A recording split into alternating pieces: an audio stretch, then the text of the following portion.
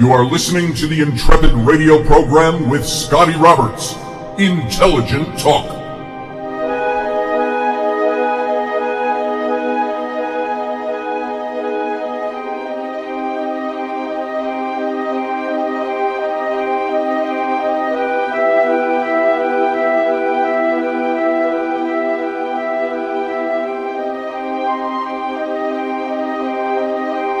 Well, happy Tuesday evening, ladies and gentlemen. This is Scotty Roberts. You're listening to my program, the Intrepid radio program, right here on the Odyssey Radio Network. And that's ODYSY1.com. And you can come over and also watch the video simulcast of this broadcast on my YouTube channel. And that's youtube.com/Mr. Scotty Roberts.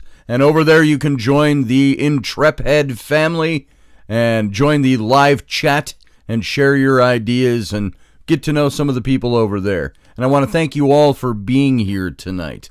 And it's a little cooler here today, but actually up here in the Minneapolis, St. Paul to western Wisconsin area where I live, it's going to be a little warmer today. It's like we had little tiny bits of snow. Not much coverage, but you hear a lot of dripping outside today. It's going to be in the mid-40s today. This may or may not be the last time we're this warm before next March. So it's kind of nice to have. They say that this is regular for this time of year. This is average temp, but I'm glad to have it after we've had some cold days. But I'm still cold. I wore my stocking cap here all day, and I have a bad hair day. And I don't want to go fix my hair for the video, so there you go, wearing my cap. And I hope it's nice where you are. Weather, such a banal topic to talk about, but it's the thing that we always use to break ice and stuff like that. And so how are you doing with Christmas decorations? I got to ask you that. We haven't done a thing yet in this house. We pulled out one washcloth or hand towel that had a little red green sprig of holly and red bells on it. Obviously Christmas, but it went in the kitchen to, use on drying dishes and things like that. So we haven't started much around here on Christmas decorations. I know some people like maybe like Rocky Stucci, who his whole house is already done up in all Christmas decor, from sofa covers to tablecloths to plants in corners, Christmas trees, things like that. We haven't quite gone all out on that yet. In my house, we tend to like to do it after Thanksgiving. And not that I care either way. What do you do in your house? Do you care either way on that? Sometimes it's just nice to get the holiday accoutrement out and shining and sparkling. Sometimes it's a time thing. Sometimes for us it's been money. Do we go out and spend the money, $60 on a tree, things like that, or do we go with a saw over to the neighbor's yard over there where they have a bunch of pine trees and cut them down? I happen to like the is it the Douglas fir or the Fraser? The Fraser fir, I think it is, with the long skinny arms with the little needles, because you can hang things on them. I love tons of ornaments. So we got that stuff. So we might maybe, I'm out of town this weekend, but maybe next weekend after Thanksgiving, we might really get into the Christmas spirit. And I like real trees. That's just my thing. Is that a good conservator of the environment to cut down trees? Well, yeah, I suppose if you go to a place where that's what they do. They plant trees for the purpose of cutting them down for Christmas. So I don't have a problem with a live tree. Although we've had fake trees, but I don't like fake trees. So there you go. What do you do? We haven't quite gotten there yet this year. We'll decide what we're going to do. If we find a good deal on a good fake tree, I might get it. But I like the smell and the ambiance of a real tree in the house. So there you go. And of course, we all know, we've been talking about paganism, how the Christmas tree had its roots in pagan tradition, going way back. And they used to, in some traditions, Victorian times, I know, they used to hang the tree upside down. And that's how they would decorate the trees. That's an older tradition as well. I don't know. I didn't look into it. I got to figure out why. I once knew that, and that little bit of information has left my brain because, I studied it once for something many years ago, and I don't remember exactly why they hung them upside down. I don't remember the exact roots of the Christmas tree. I do know that having Christmas trees also has modern traditions that claim the beginnings of having Christmas trees. So maybe we'll look into that before Christmas and figure it all out as we're looking into paganism. And now, paganism, something Russ, our big boss over at Odyssey Radio, we were talking a little bit earlier this morning, and he said something about he thinks what we talked about yesterday, maybe people are moving over to paganism because it's just an easier way to practice. And I said, you might be onto something there. Maybe people have grown tired of the stricture of Christianity or of Judaism or of Islam, and that paganism opens up a whole variety of things because there's no, and I'm talking neo-paganism, modern paganism. There are not lots of strictures and rules, and you can pretty much be accepted for what you want to bring to the table. So there are traditions that go way back into ancient times. And we covered this once before when you talk about the calendar and the wheel, the equinoxes, the solstices, and all of these things and what those things represented. And we talked about that, so I'm not going to get into that deeply, but I do want to talk today about some of these traditions that exist. And let's see if I can actually find my place in my notes, because I was going to get into the religious ceremonies, and this is where you can look at things like the solstice, midwinter, which takes place on December 21st. The opposite of the year is the summer solstice, or Litha, and that's June 21st. And then the fall equinox, Mabon, and the spring equinox, Stara, respectively on September 21st and March 21st. Then you have the in-betweens, the Samhain, October 31st, or Halloween. You've got Imbolg, February 2nd, Candlemas, St. Bridget's Day, and that's in February. And then you got August 1st being Lammas, and Beltane taking place on May 1st, or May Day. This is the calendar of the year, and these are the 8 holidays, the sabbats of the wheel of the year that are observed by many pagans. And this year is I'll hit this lightly. These are divided up by what originally Celtic agricultural holidays recognized. And the holidays are spaced fairly evenly throughout the year. And it's all dependent on the sun. And the way the sun, the harvest, and all of those things. Here, I'm adjusting my mic. I hope you're not getting too many random gross sounds coming through. If you're watching the video, you can see that I made some adjustments there. So these are festivals that take place at certain times of year, and it really revolved around harvest because it was an agrarian culture that put these together. So we could go through all that. I'm not going to go through this in great detail at all because we've already done this. Pagans celebrate life passages, rites of passage that honor the seasons or decision points of an individual's life. These include pregnancy and birth, baby welcomings, coming of age, hand fasting, and marriage. If you've been exposed to any pagans at all, you'll have heard of some of these things. I know I mentioned I was with the festival, and I was also with a group called Clan Tartan, where we did living history out of the late 1500s, early 1600s, and we'd do events and things like that, historical events of Scottish life. And many of those people were pagan, and I remember hand fastings taking place, hand partings, saging, death, croning, pregnancy and birth. All of these things were celebrated, and they were connected to spiritual lessons in the wheel of the year that we just talked about. Since an individual's life really reflects the many cycles experienced in the seasons.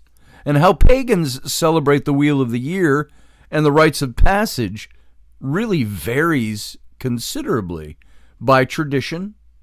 It's kind of like Christianity and denominations that vary with their different traditions.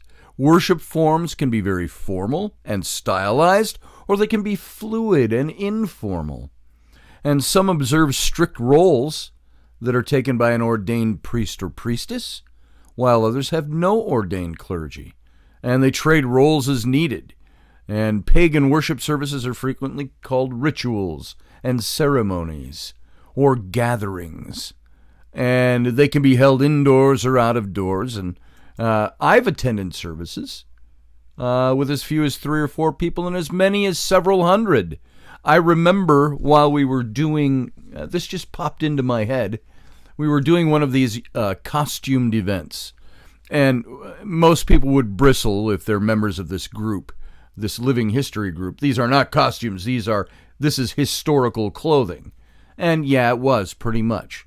Except sometimes we'd wear, thermal underwear when it was cool outside. That's not traditional historical garb, if you will.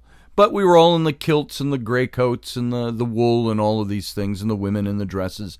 But we had a handfasting ceremony. No, it was actually a wedding for somebody at one of our big events.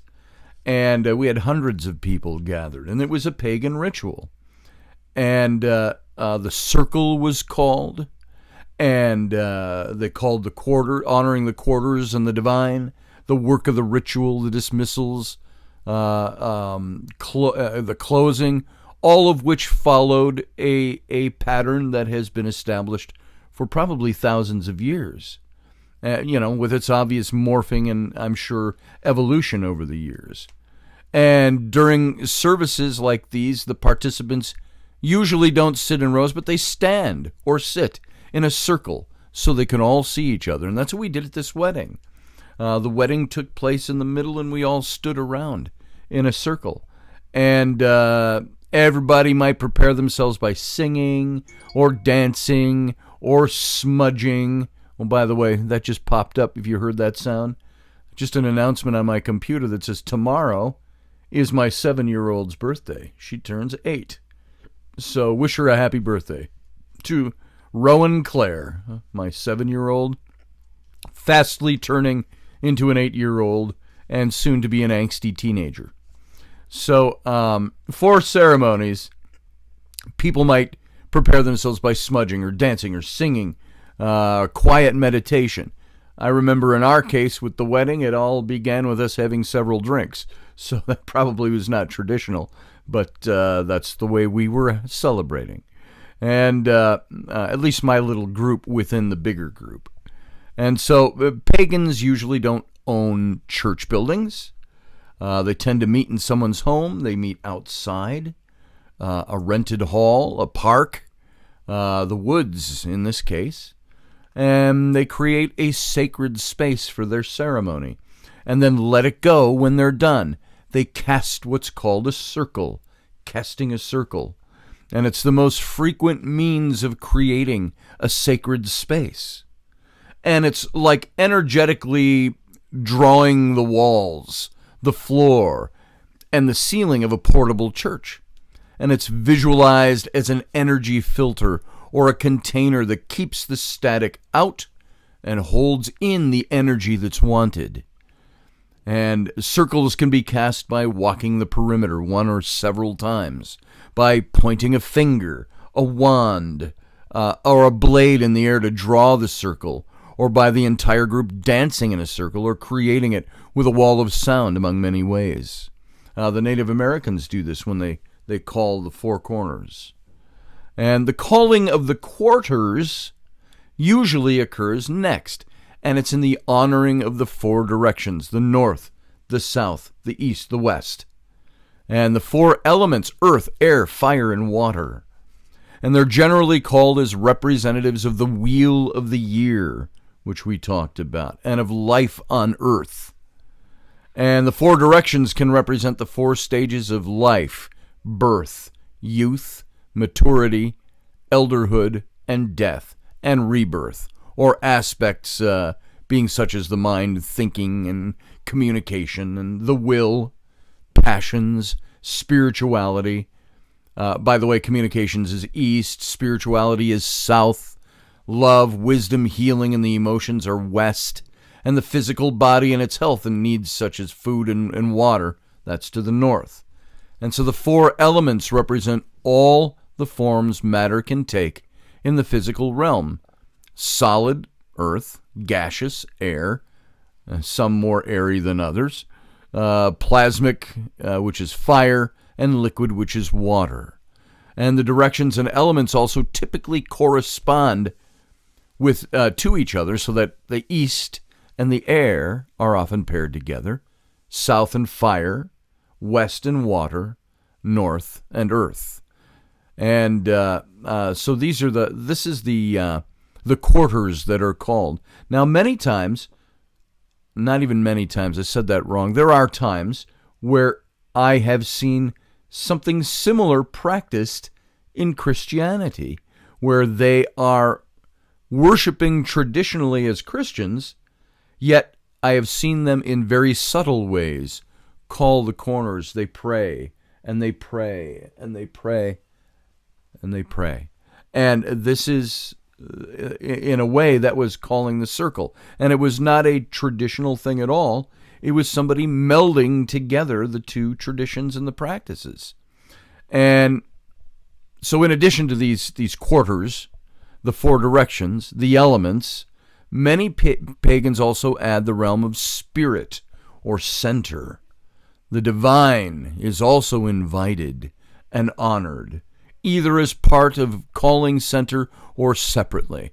In a larger public ritual, a dozen or more traditions could be represented in these practices and by those attending, and bringing with them as many concepts of the divine, and sometimes several traditions of deities are called, but more frequently those planning the ritual decide which deities or aspects of the divine will be recognized at any given ceremony.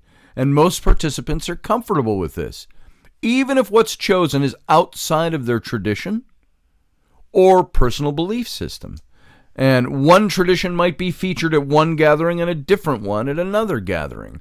But with all, they present participating, reading through participating of reading and calling and invoking, if you will, these four quarters. Now, I was going to mention that in a Christian ceremony, we don't always call the quarters in Christianity. When I was in church ministry, there were times somebody would be called up from the congregation to pray, to do the introductory prayer for the morning, or the pastor would do it. I did it on several occasions. It's where you're in a sense, you're calling that whole ministry together for the morning together.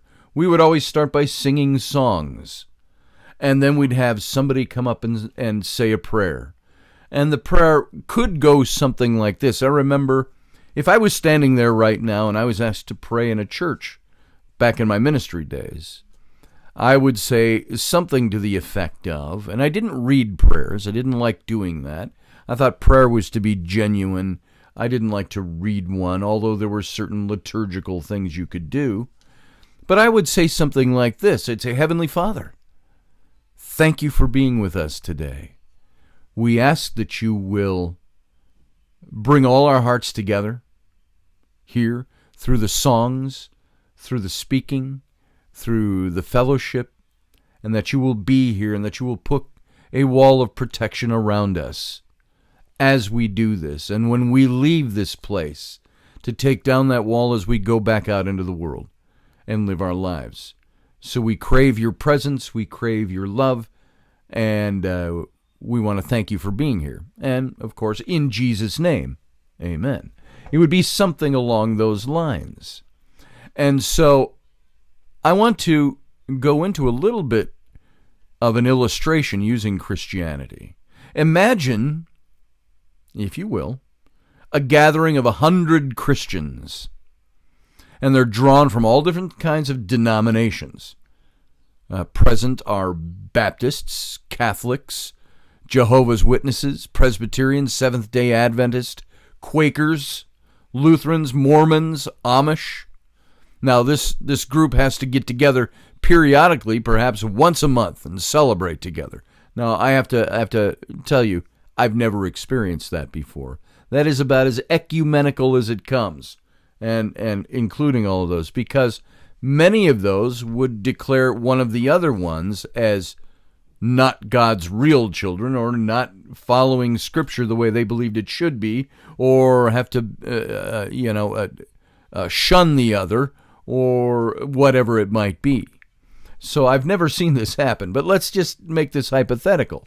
So 1 month the Catholics plan the service and celebrate Mass. Then they teach everyone how to pray the Rosary. Everyone participates, attempting to follow along in a chant mode, genuflecting, using holy water. Another month, the Mormons are in charge, and they call on the angel Moroni, who delivered the golden plates to Joseph Smith. He was an Italian. Moroni, hey. Worship the ancestors, hey. And share their personal testimonies with each other, which is what I saw when I was in a Mormon church last year. Visiting, by the way. Everyone participates and sings Mormon hymns in 4-part harmony as best as they can. Afterward, most stay on for a potluck, end up in a philosophical discussion of doctrinal developments before and after the Reformation. And a side group debates whether purple was always the color for Lent and Advent. No proselytizing or criticism of any of the denominations occurs. I mean, this is free, open, and clear. The Baptists ask the Catholics if they can borrow candles and incense for the next service, as they're planning something special and they don't want to keep such things on hand. Several of the women decide to spend a day at the mall with their kids. Then they change it to the zoo to accommodate the Amish. If you can imagine this happening, then you can imagine what public pagan ritual and social life and sometimes ceremony is like. You get a glimpse of the wide diversity of belief and practice and cultural accommodation that pagans experience. And this is what I have seen that is different about pagans, is they're open to, you might have your few sticklers in the crowd. Oh, we don't burn candles that way. Oh, we don't call the quarters that way. But let's say this is what you've got. This shows the diversity by illustrating it with Christian denominations. A typical pagan ritual, the working then occurs is determined by who plans it. And this might be a healing, a celebration of the season, a focus on specific projects or needs, the energizing of a desire or a goal, or a time of meditation. And then when the work is finished, the pagans, the ritual ends with the dismissals, and generally going in reverse order, the divine is acknowledged and thanked, the 4 directions and the elements are released, the circle is taken down, the service is over, and may be followed by visiting or fellowship or food, dancing, drumming, singing, whatever you want to do. So this is the kind of ceremony that goes on. And so right there, we got to kind of cut it off because I'm at the end of the first segment.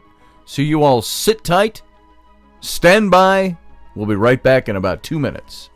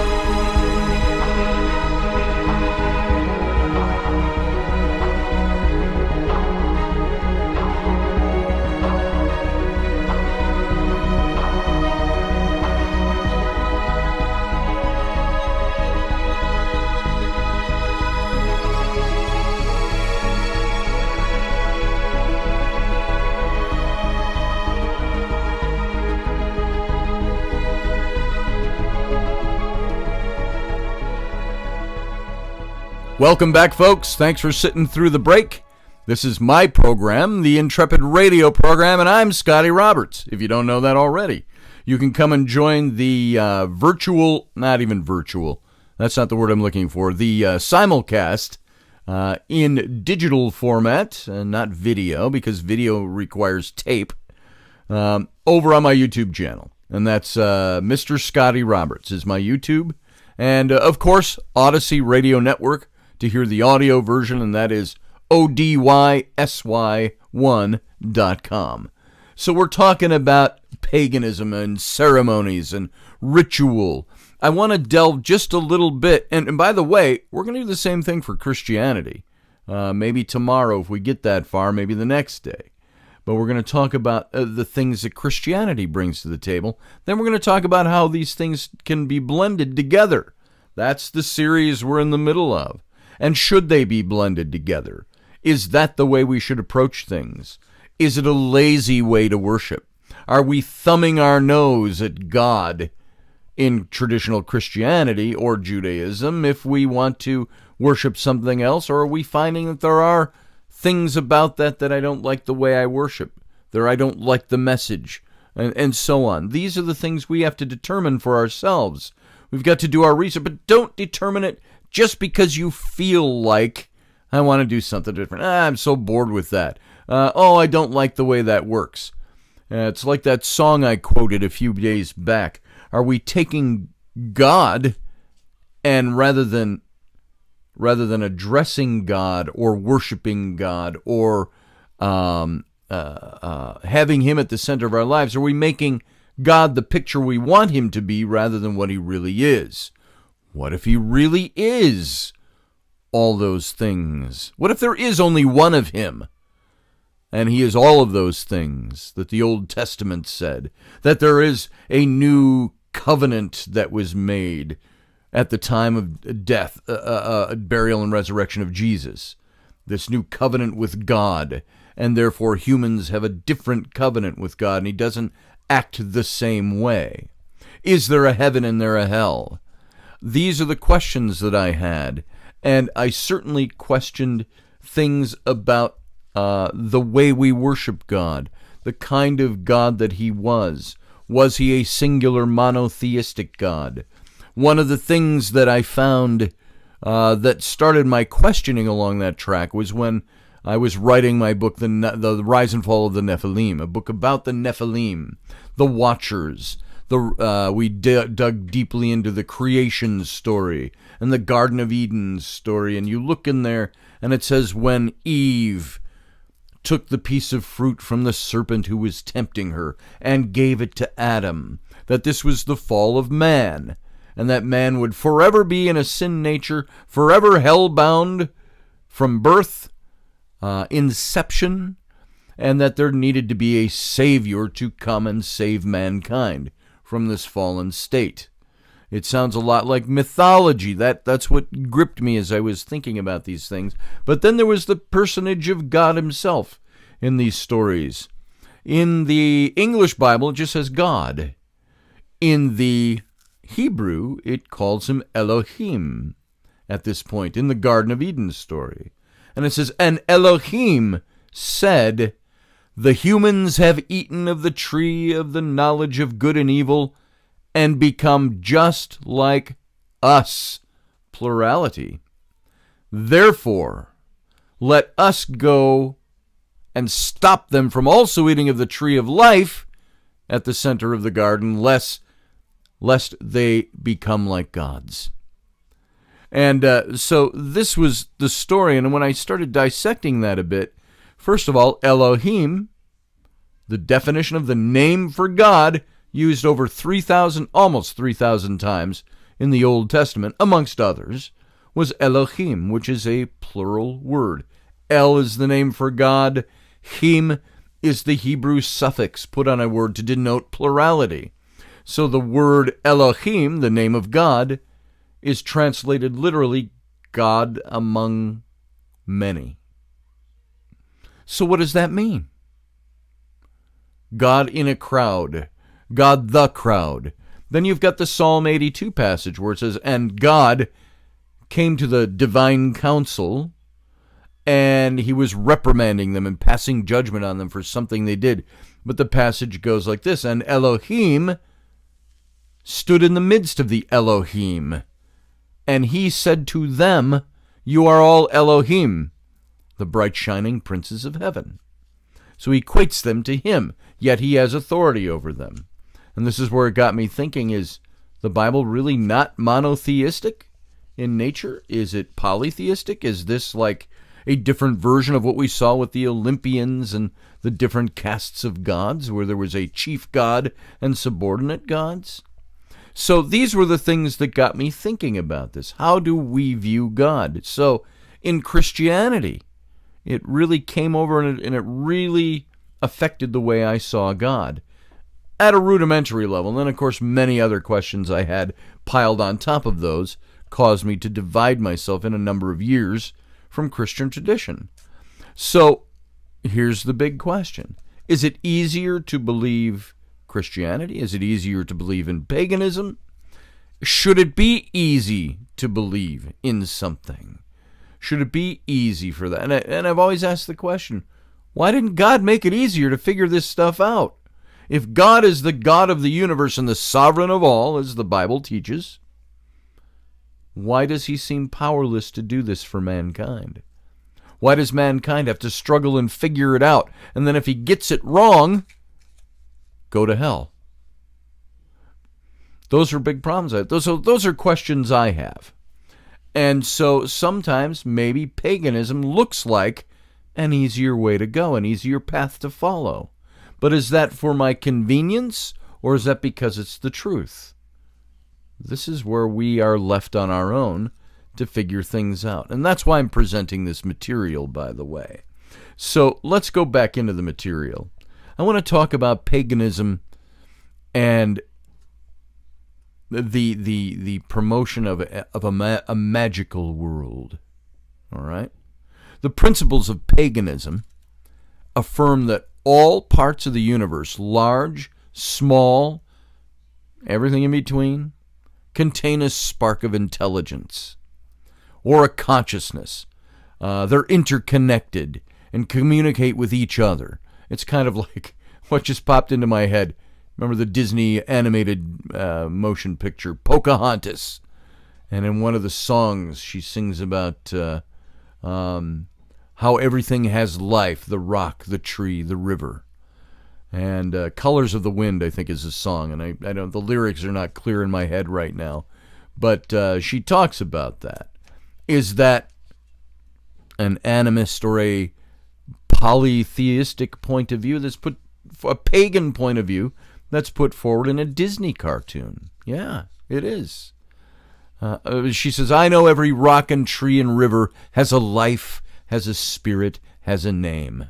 That's the lyrics. So, it's interesting. Think about that when you watch Disney cartoons. What are they really putting forward? So, everything is interconnected and can communicate with each other in paganism. This is this magical world. Some recent scientific findings, which appear out there, support the view that all of matter contains information. It conveys it to other parts of itself.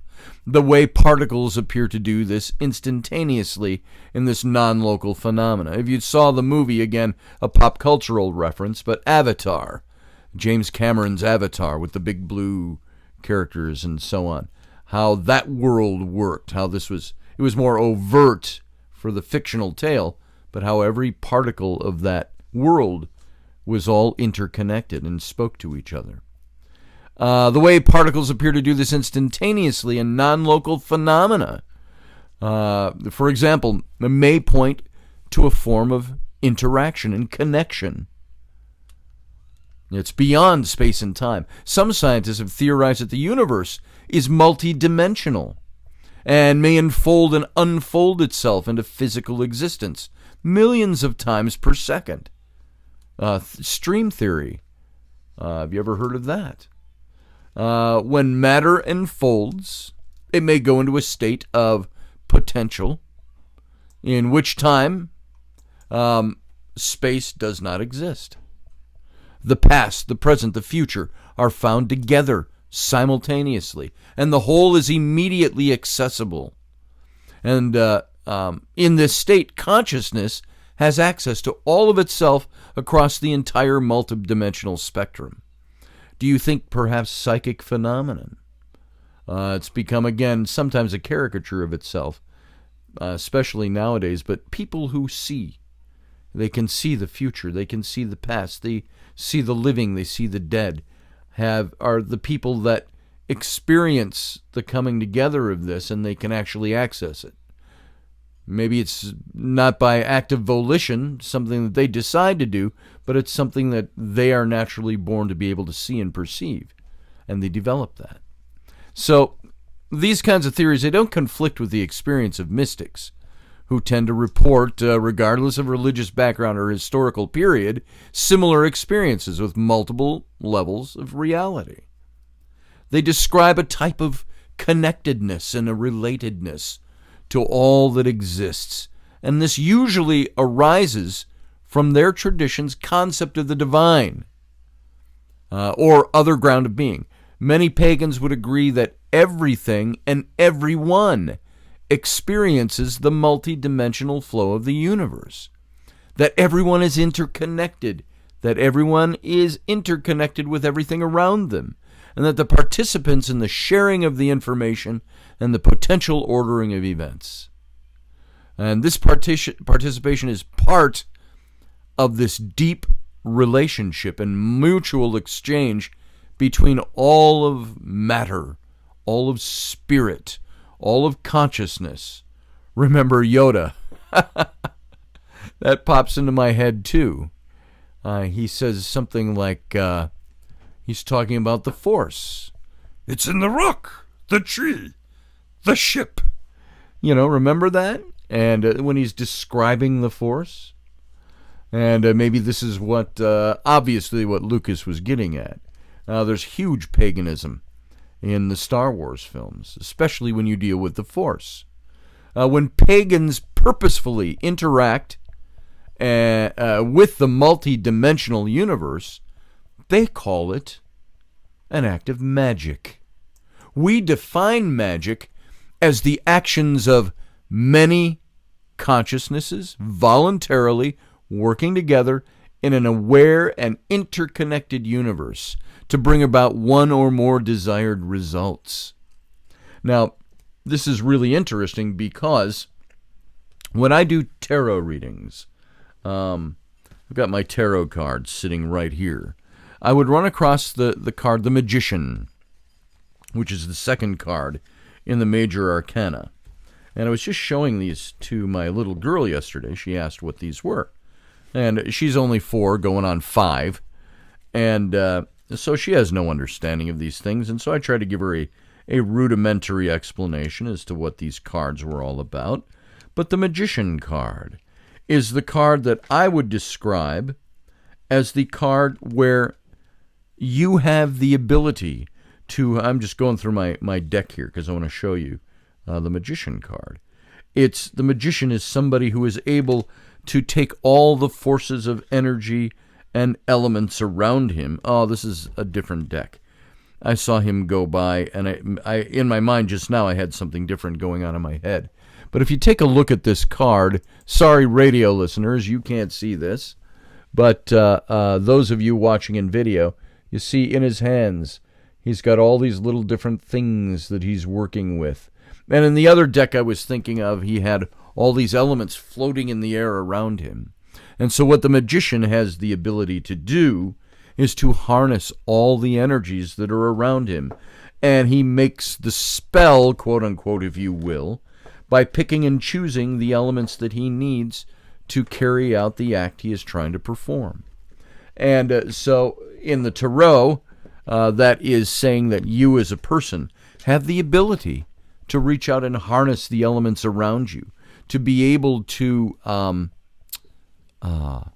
make the things work in all together simultaneously to achieve the goal that you're after. And so it's a very good card in the tarot. Tarot. tarot, that tells you have the ability to do this. And according to paganism, of course, this ability is something that is already there. Magic, as we define it, generally takes one or more of the following forms in pagan spirituality. It's the communing, the energy work, divination, and conscious creation. Together, all these things comprise much of a pagan's spiritual practice. Now, I don't do this stuff. I've never done this. Perhaps I've done it subconsciously. I don't practice as a pagan. But I do believe that we all have access to this interdimensionality, this crossovers, this connectedness of all things in the universe. And if we found evidence that that exists, and by evidence I don't mean science has cataloged it and qualified it and quantified it. I'm talking about evidence that we experience, that we see these things interconnected. What does that do to our faith in Christianity or Judaism or Islam or anything else? These elements also exist in those practices and those traditions. You just got to dig a little deeper to find them. So together, all of these comprise much of what a pagan spiritual practice is. Communing refers to prayer and meditation and the act of speaking and listening to one's concept of the divine. It can also involve listening and interacting with all of the realms of consciousness. There's energy work, which involves the sensing and the directing of energies and intentions for a variety of purposes such as healing, support, protection, courage. Energies might derive from physical sources, electromagnetism, things like that. That's on the physical realm, or from one's concept of the divine, or to be more conceptual in nature, as with the justice and forgiveness elements of life. And again, this is that picking all the things that are there and making that energy work for you. Divination is a receipt of information from the realm of consciousness. The tarot is a form of divination. It's getting information from somewhere else.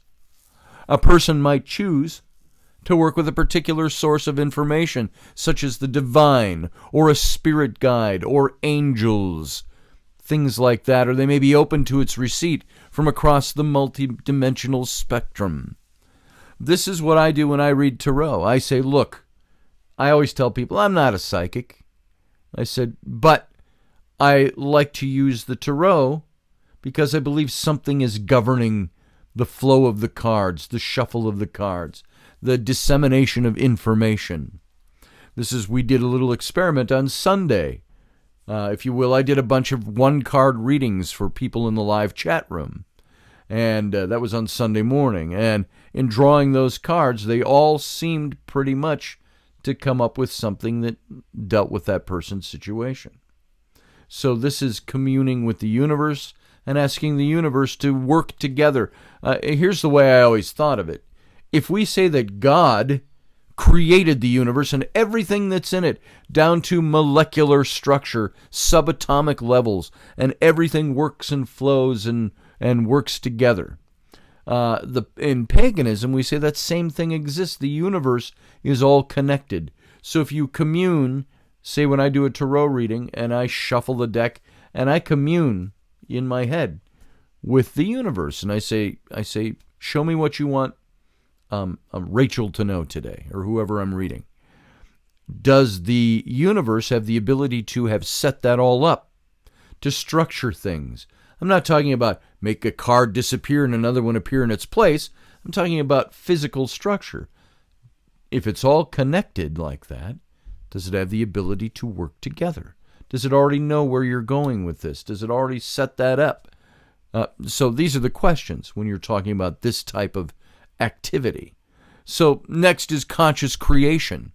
This involves the use of intention, of prayer, of projection, the hard work to manifest desires and goals into physical reality. Conscious creation, intention and visualization. You can't see it here on my laptop. Way back in January, my wife taped a $1 bill to my laptop here. And she wrote 5 zeros after it, 100,000. She said, there's your intention and visualization, because we were talking about this. She didn't do this for me. She just taped the dollar bill after we were talking about it. How do you have intention about something? How do you have visualization of something?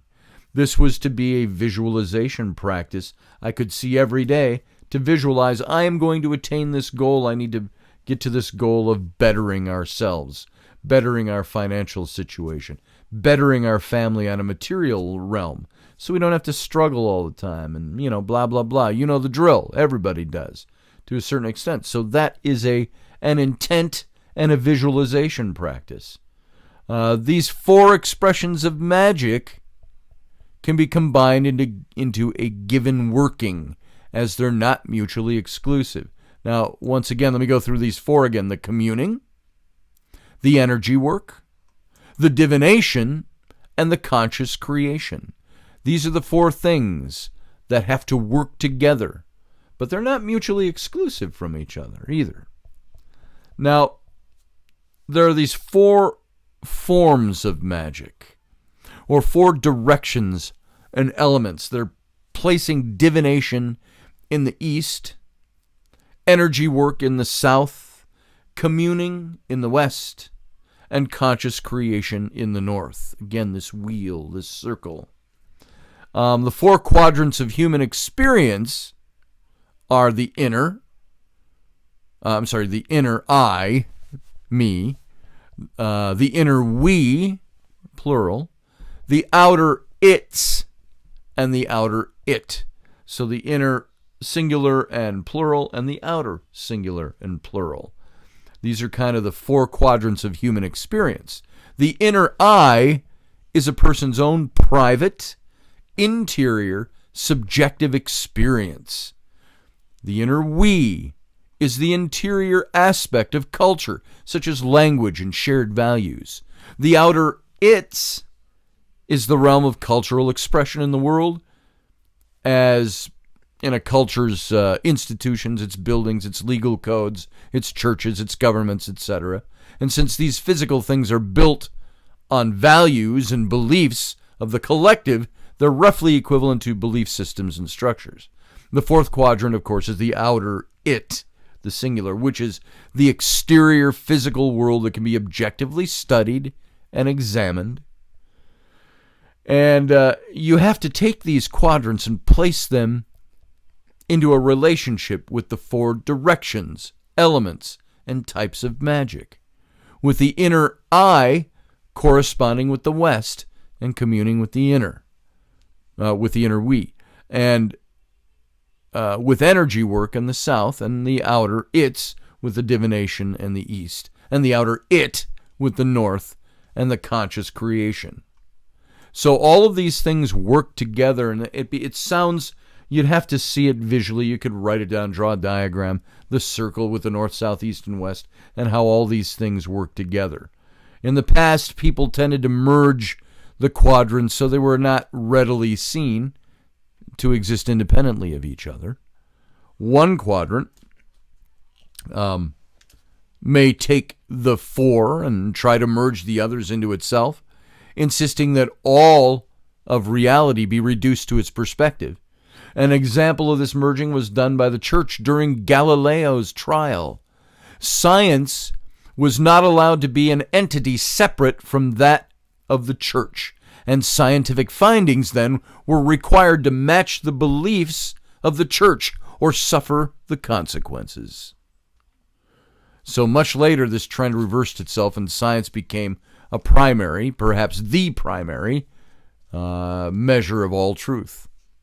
We get that today. What's the measure of everything that's real and true? It's if it can be tested by the scientific method or falls under our known sciences. Problem is, we don't know everything there is to know out there. So we think we're there, but I'll bet you there's a whole hell of a lot of stuff that we haven't discovered yet when it comes to science. And so much later, this trend reversed itself and science became the primary. And that's where I think we still live today. the modern world is still experiencing the results of this reduction. You have to encourage yourself to this integral approach on all of this, in which the quadrants are seen as valid, and they're free to express themselves in their own spheres and together form a harmonious balance. And this integral approach includes your spirituality. And so integral spirituality is one that appreciates all four quadrants and allows them to exist independently. And you know what? We're running up at the end of time here. So, such a spirituality like this, unlike in Galileo's time, would not try to force an individual's interior experience to match its belief system, or insist that science limit its discoveries to those that support its beliefs. Pardon me for that. Wow. Did I just belch on air? Just a little one. But it's okay. We're at the end of the show. We got to pick this up again tomorrow. And so I hope that this is interesting stuff to you. It still is to me. So I want to thank you for being here. We're going to go take a 23-hour break, and we'll be back. So sit tight and have a good evening. See ya.